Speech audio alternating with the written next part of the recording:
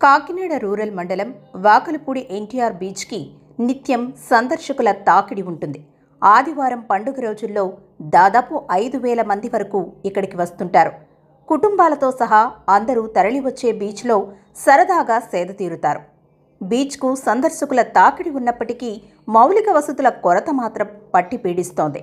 సముద్రంలో స్నానాలు చేసిన వారు తడిచిన బట్టలతోనే ఇళ్లకు వెళ్లాల్సి వస్తోంది. కాసేపు కూర్చొని బీచ్ అందాలను వీక్షించేందుకు ఎలాంటి సౌకర్యాలు లేకపోవడంతో పర్యాటకులు నిరాశ చెందుతున్నారు. ఎన్టీఆర్ బీచ్ అభివృద్ధికి గతంలో టీడీపీ ప్రభుత్వం పలు చర్యలు చేపట్టింది. బీచ్ వద్ద అద్దాల వంతెన నిర్మించారు. ఏటా బీచ్ ఫెస్టివల్ నిర్వహించి వేల సంఖ్యలో సందర్శకులకు ఆహ్లాదం, వినోదం పంచారు. సుమారు 45 కోట్లతో బీచ్ పార్క్ ఏర్పాటు చేశారు. ఇందులో laser show, water fountain, bubbler fountain ఏర్పాటు చేయడంతో వివిధ రకాల మొక్కలు నాటారు. అయితే వైఎస్ఆర్సీపీ ప్రభుత్వ పాలనలో వీటి నిర్వహణను గాలి కుదిలేయడంతో పార్క్ కళావిహీనంగా మారింది. అందుబాటులోకి రాని హరిత రిసార్ట్స్ కూడా ఇక్కడ మనం చెప్పుకోవచ్చు. గత టీడీపీ ప్రభుత్వ పాలనలో బీచ్ పార్క్ ప్రాంగణంలోని హరిత రిసార్ట్స్ ఆధునీకరణకు పనులను ప్రైవేటు వ్యక్తులకు అప్పగించారు. స్వదేశీ దర్శన్ పథకంలో భాగంగా 3 కోట్లతో రిసార్ట్స్ను ఆధునీకరించాలని నిర్ణయించారు. అయితే పనులు సకాలంలో పూర్తి కాకపోవడంతో కాంట్రాక్టర్కు నోటీసులు ఇచ్చారు. దీంతో సమయం కావాలంటూ గుత్తేదారు కోర్టుకు వెళ్లడంతో 5 సంవత్సరాలుగా హరిత రిసార్ట్స్ పర్యాటకులకు అందుబాటులోకి రాకుండా పోయింది.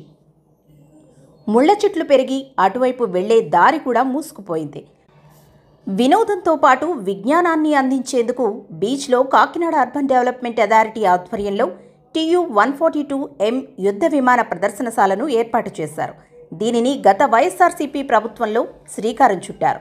9,03,00,000 రూపాయలతో చేపట్టిన ఈ ప్రదర్శనశాలకు వైఎస్ఆర్సీపీ నిధులు మంజూరు చేయకపోవడంతో పనులు పూర్తి కాలేదు. అయినప్పటికీ సార్వత్రిక ఎన్నికల ముందు హడావిడిగా ప్రారంభించేసి ఆ తరువాత దీనిని మూసివేశారు. కూటమి ప్రభుత్వం వచ్చాక సైతం పనులు ఇంకా అందుబాటులోకి రాలేదు.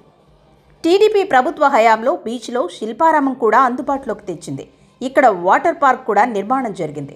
ముఖ్యంగా కాకినాడ బీచ్ పార్కు వచ్చే సందర్శకులను రవాణా సమస్య తీవ్రంగా వేధిస్తోంది. బైక్లు, సొంత కార్లలోనే ఇక్కడికి రావాల్సి వస్తోంది. ప్రభుత్వం స్పందించి ఆర్టీసీ సౌకర్యం ఏర్పాటు చేస్తే ఎంతో ప్రయోజనకరంగా ఉంటుందని సందర్శకులు కూడా భావిస్తున్నారు.